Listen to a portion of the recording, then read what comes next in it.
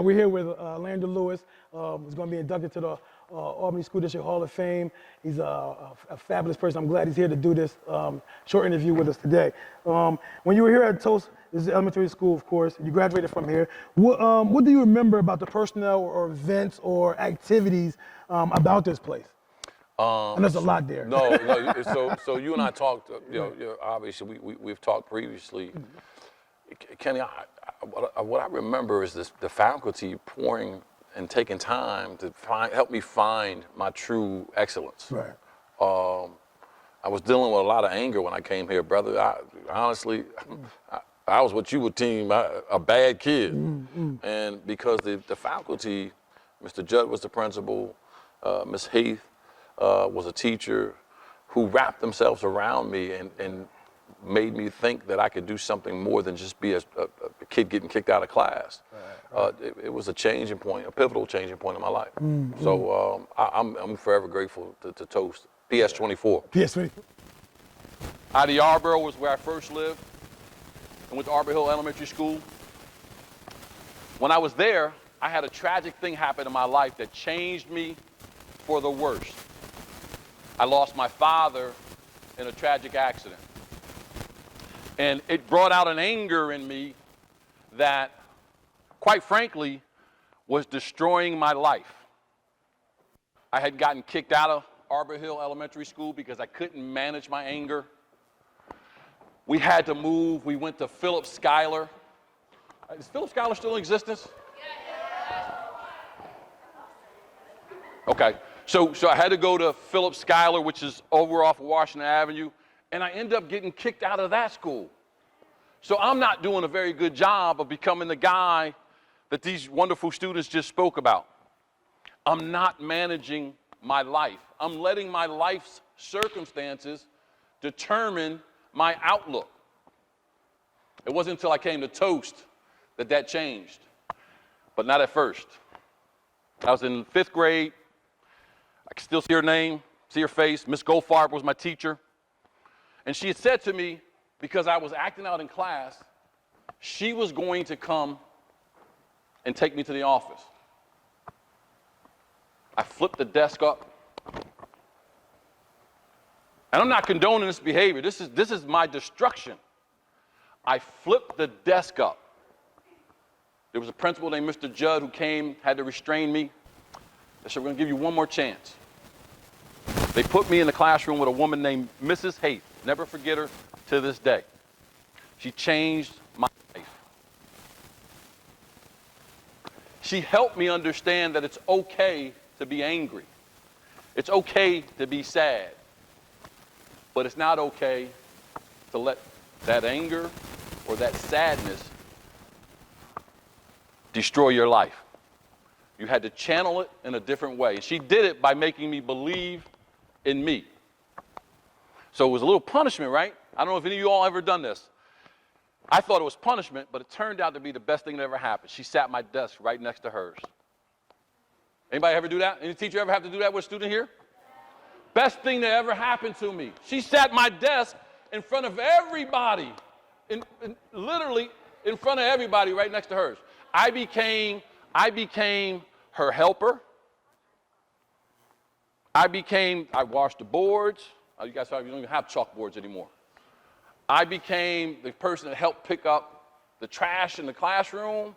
I helped pass out the papers.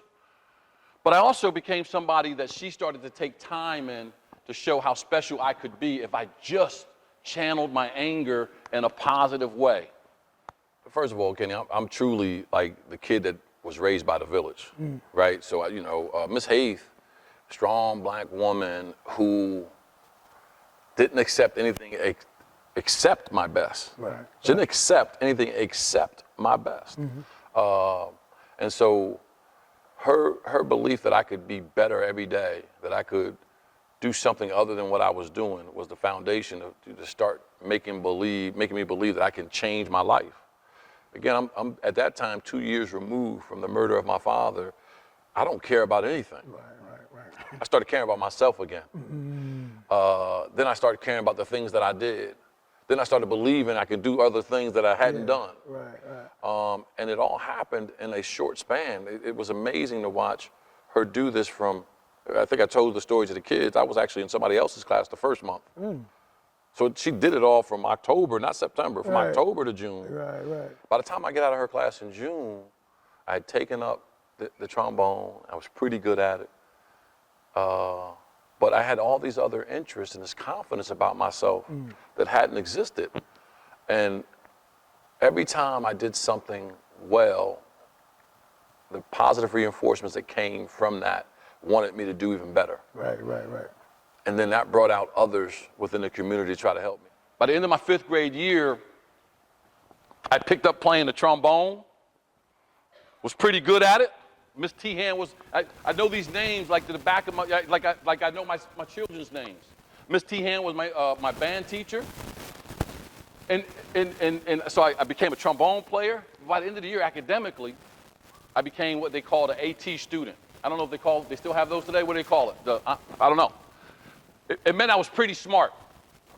But I didn't know it because I was letting my anger determine everything about me. I started playing football. I didn't play basketball. I was playing football. Got pretty good at that. That's where I met Mrs. Sakaris's father-in-law. In fact, I was a 6th grade football player, and he said I should go to Albany High. I hadn't even gone to middle school yet. The reason I was good at football because I could take all my anger out in football, right? But what happened to me was I started to dare to believe in my dreams.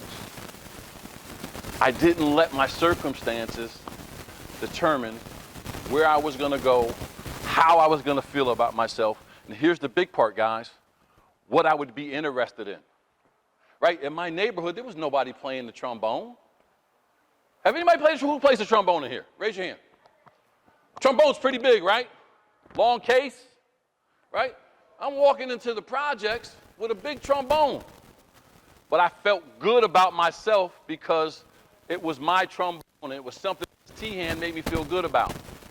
At T.O.A.S.T, I started to figure out that I can do something good with all of this anger.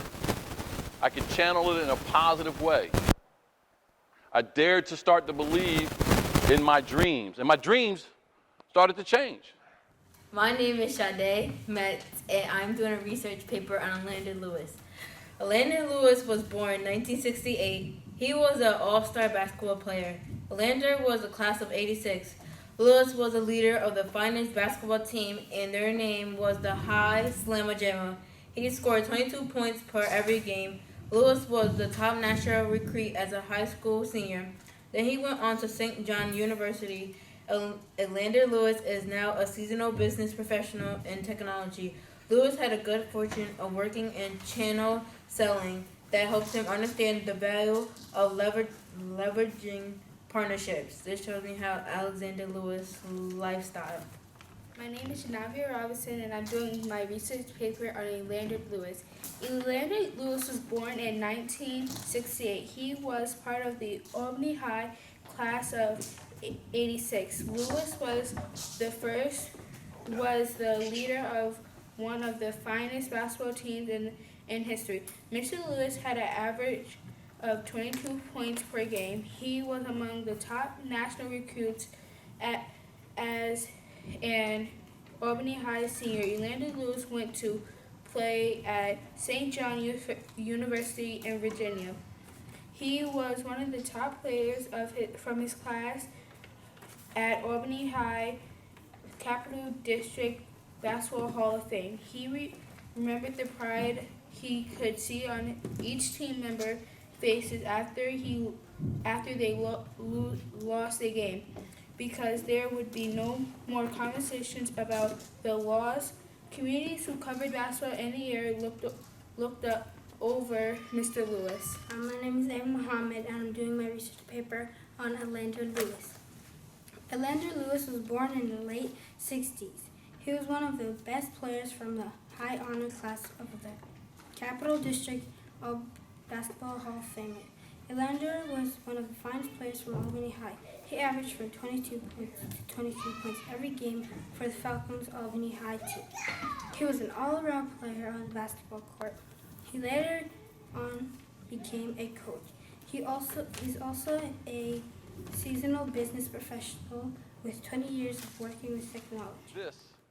This right here, T.O.A.S.T Elementary School, is where it all began for me. In fact, had it not been for T.O.A.S.T, none of the things that these young students spoke about would ever had happened. Whether it's basketball, playing at St. John's University, playing at VCU where I finished up my career, and traveling the world playing basketball.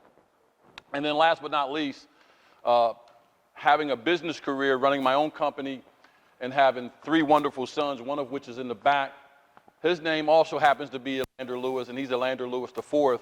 But had it not been for T.O.A.S.T, that doesn't happen. And you're probably asking, well, come on, what's T.O.A.S.T got to do with that, right? So I'll tell you some stories about where I come from in Albany. Does anybody live on South Pearl Street? Anybody in this live on South? The train still run behind South Pearl Street? There's a train track behind there, isn't there? So when I was a kid, I was 12 years old, 11, 12, 10, 11, 12, and I lived there right through high school. But I remember I used to wonder, where does that train go? How do I get on that train and go to some of those places?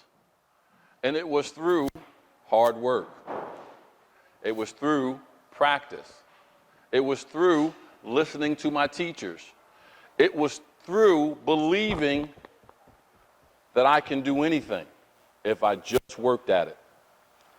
And this community has changed my life. I like the one thing that I like about what happened to my life was it's not by accident that I live where I live and I'm doing what I'm doing. It's because of the love that I've received here. Right. And so to come back to T.O.A.S.T, bro, it's a small portion of what I'm trying to pay back. Right. Small portion, because I owe a lot. Yeah. We all do. Yeah, I mean, we're being honest. Right. I started to ask questions. How do I go to college? Why can't I go to college? Can I go to college? I'm in 6th grade thinking this. I can remember in 7th grade finding out my mother, we were on welfare, social services. I found out how much money we actually had coming in our household. There was no way with 5 kids in the house at all times, and it was always at least 5. There's 10 of us. There was always at least 5 in the house at all times. There was no way I can go to college based on this income that my mother had. So I determined right then and there that I would do everything in my will possible to be the best student, work very hard at school, to listen to my teachers. How many of you want to go to college?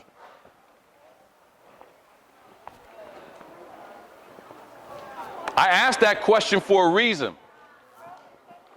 It's great that a lot of hands went up. It's great that a lot of hands went up. Not every hand went up, and that's okay.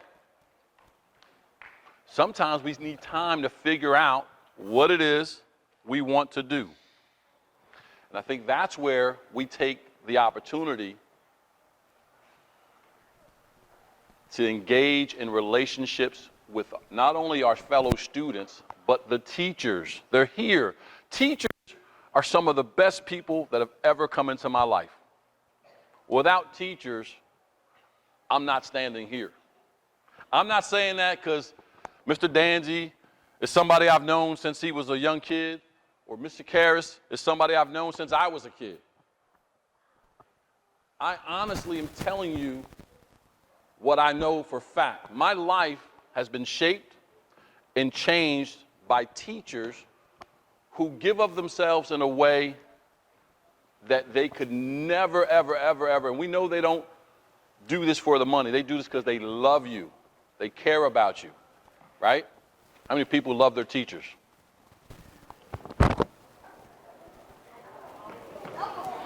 All of our hands should go up.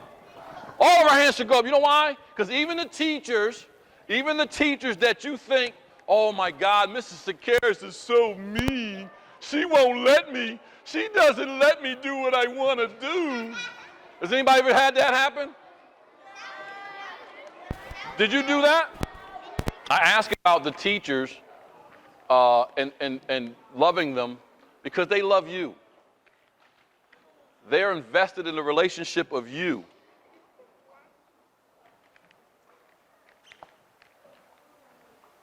They don't have to do this. They do this because they love you. And sometimes when they're saying or asking you to do something that doesn't feel good or maybe makes you uncomfortable or you're not sure, they ask or say it because they know and they believe in you in a way that can't be explained or measured. And you should believe in yourself in that same way. Talk about how you felt when you first got that call that you are going to be inducted to the Albany School District Hall of Fame. I know you had other Hall of Fames you've been a part of already, but this one here is special to so many people. But how did you feel when you got that call? You know what? You and I have had conversations over the years about the tradition of our high school program and just how great it is, how many people have come before us. This is more special than I imagined when I got the phone call. I was elated, to say the least, but it gives perspective to all the effort that I made and commitments and sacrifice. It's not easy being an Albany High School student. And being an Albany High School student athlete, it's even harder, right? So to be honored in this way, to have Mr. Sando nominate me, and then for the selection and executive committee to move forward with my induction, words can't be put into play that describe the feeling, but elated comes to mind. I'm going to get inducted into the Hall of Fame, and the list of teachers that I will thank for their input starts here at T.O.A.S.T. and goes on through my high school career. So I start listening to those teachers, start channeling my energy into sports. About 9th grade, I figure out I can play basketball too. I get pretty good at it. Whether it's school or basketball, football, trombone, or even making faces. You don't get good at it if you don't do what? Practice, work. You have to work at this stuff, right? You don't just become a good student when Mrs. Zakaris or any of the other teachers are giving lessons and you don't practice.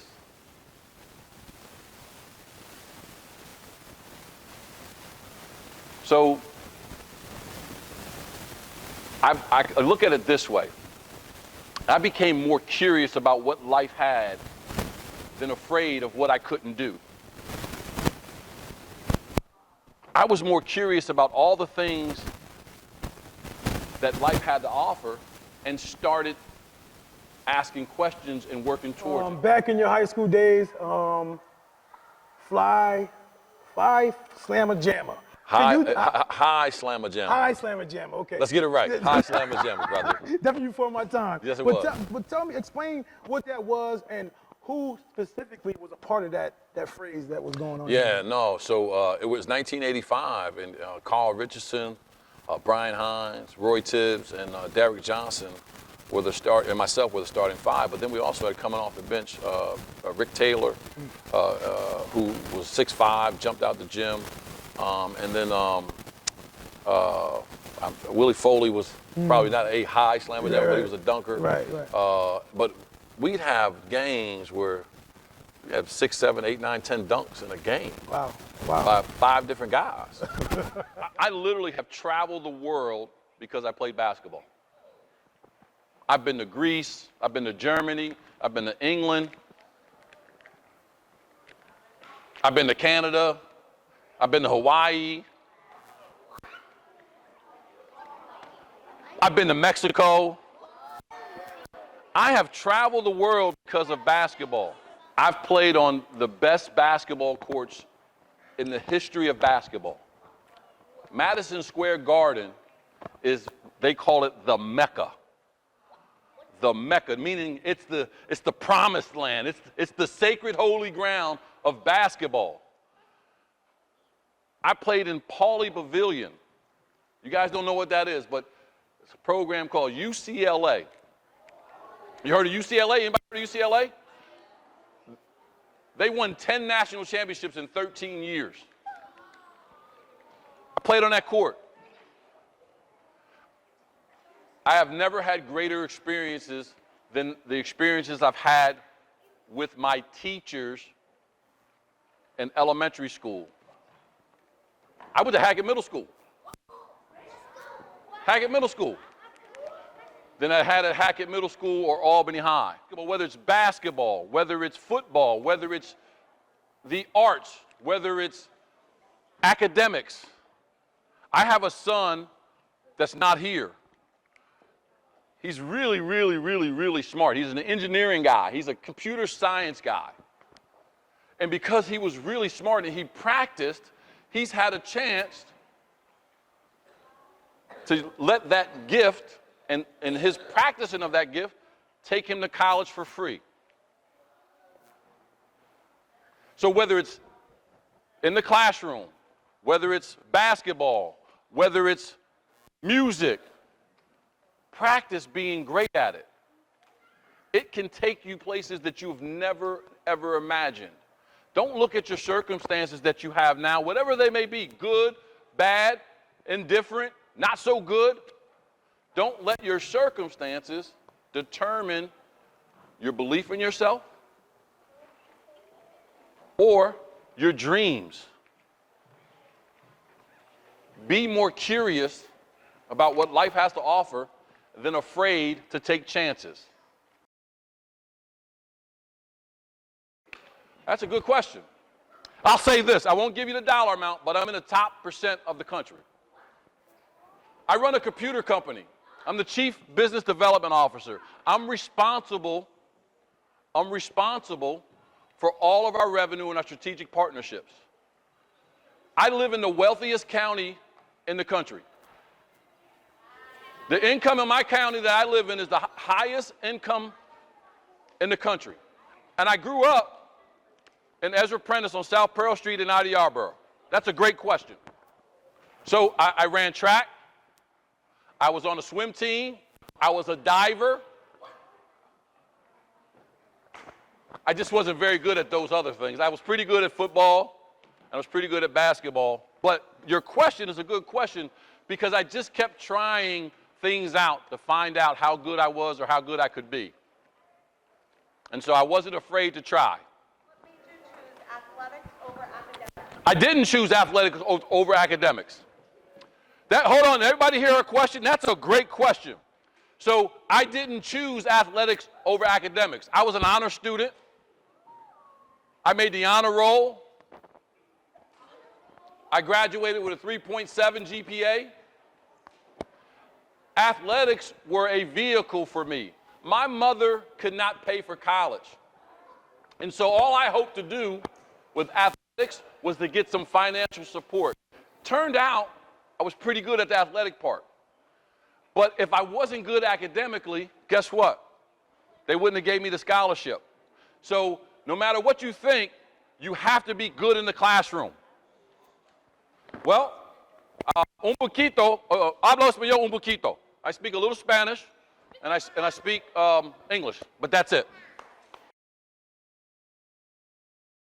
Hold on. We got 3 shots. 3 shots. Whoever makes the most out of 3 is the winner. Hey, hold on. You ready? Don't shoot it, okay? Don't be scared. That's what I'm saying, though. You know, dribbling. You trying to trick me? Hold on. Go ahead, do it. You shooting? That's 1. Hey, Trey. All right, that's 2. That's 2. Hold on. You got to make this, right? If you miss this, all I got to do is make 1. Now, if you miss it, you got to sit down and you gonna, don't worry about it. You know I'm going to talk to him. I got to talk to him a little bit. Hold on, you going to shoot it? What?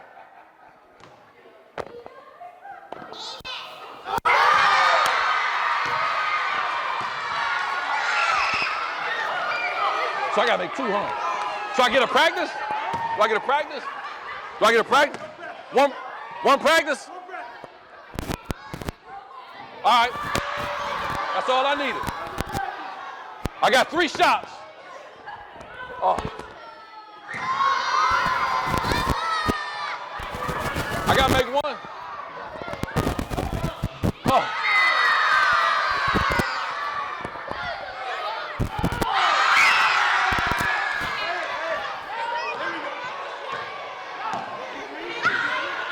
He's working. You can play a little bit, can't you? You got to dribble and everything, don't you? You ever work on your game? All right. You want me to go first? I think it's just too close for me. I think it's too close. That's ball. It's terrible. All you got to do is make one.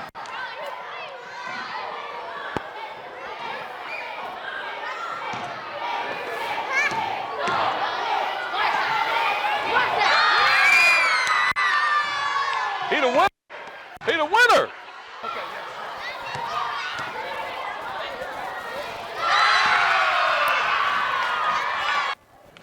So what I loved about that is the willingness to compete, right? Having the courage to want to come up here. I lost. That's okay. When I lose, I still have to get up and try again. But I first have to have the courage to try it in the first place. I thank you guys so much for your time. I do not take it for granted that God has given me the opportunity to be here. That Mr. Danzy made it possible. I need you all to have the courage to try, to be curious enough, more curious than afraid. I need you to trust your teachers. They love you unconditionally. I need you to believe in your dreams. And I need you to work hard at everything and anything you do. I remember this gym. Yeah. I remember there was fields out in the back. Yep. And we should do long jump, broad jump. It was like a 50-yard dash. Oh, okay. No, field day type of activities. Yeah. I used to have a lot of records. Oh, get out of here. Oh, yeah, I was the man. I was the man. And I'm saying that kind of braggadociously, but jokingly. Right. I just enjoyed my experience. Yeah. It was only it's funny part, it's only 2 years. Wow. It's not like I went here from first grade on, 2 years. Yeah. So I'm grateful. The one thing I got from your message too is like, and we got to get back to this as a community, is that, and we talked about it a lot of times with my friends as well, is the community, village raising the child. Like, you don't have to be somebody's parent to see someone doing something good or doing something wrong to correct them or encourage them to keep going on. That's spot on, brother. You know what I mean? You don't need to be somebody's parent to do that. Brother, we got to get back to that. Yes, We're yes. losing a whole generation of kids, Yeah. of young people, our future, right? Right. Because we're not doing enough of that. Right. And so I'm honored to be here, and I think there's some conversations I'll have and that I hope have an impact, and I hope I'm part of that solution. Yeah. I would like to thank Elander Lewis for coming in and sharing his thoughts with our 5th and 6th graders. We had some 2nd graders in there as well, but he gave a phenomenal speech. And again, I appreciate all that you do. My brother. And look, and don't let him fool you. He's going to mess with me in about 2 weeks, say something just to irritate me, to make. I love this dude, man. He's a good brother, man. Yes, I appreciate it. Look, real talk. This brother came to Virginia and looked me up, and so we got a chance. He spent time and poured into my son. I appreciate you. I appreciate you, man. All right, signing off.